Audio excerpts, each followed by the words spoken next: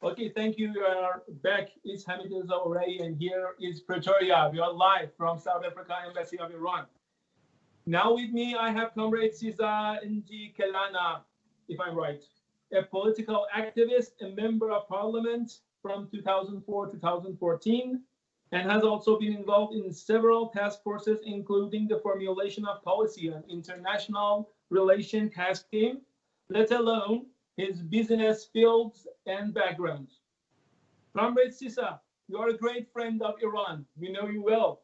Let us know, what do you believe? The screen is yours. Oh, thank you very much. Thank you very much, Tashaho, for this opportunity. He said thank you in Persian. I'm actually quite inspired to be part of this initiative and this event today, talking about these two great leaders. And in preparation for this, I did prepare one or two, points that I saw as things that these two leaders really influenced and inspired, in their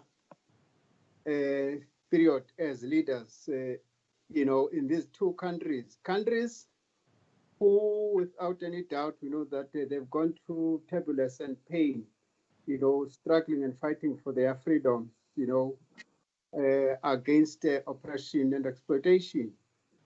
And if you look at what the Imam had done, from 79 during his term of leadership, was to replace immorality with high quality morals, just like Mandela was able to craft a platform for post-apartheid South Africa. And well, of course, Mandela only took 5 years, but still, beyond the 5 years, he was still very, very influential, to the leaders, in South Africa, the continent, and globally. And also, if we look at how this the stature of those leaders came up, during their term of office, shall I say, they were able to reinstate both countries into the global arena, whilst they still ensured that these two countries remain independent, by not pandering to the west, nor to the east. Of course, a very interesting point was when Mandela stood firm and was unable to get swayed by the West to drop solidarity with Cuba, Libya, and Russia, particularly that time. That's what he was open about. But it would surprise me that also Iran must have been part of the list that was sent to him. But of course, as you can see, up to date, South Africa, follow that legacy. Hence, you'd find us being very much embroiled in the solidarity with Iran even these days. By the way, I trust everyone is aware that we have, as the African National Congress, taken a firm and a clear decision and a resolution to be, campaigning for sanctions against Iran. There is a formal resolution which paved the way for us to work out any campaign or program, in solidarity with Iran. And of course, one of the things that brings us close together is our unflinching and unquestionable and unequivocal participation in the Palestinian cause.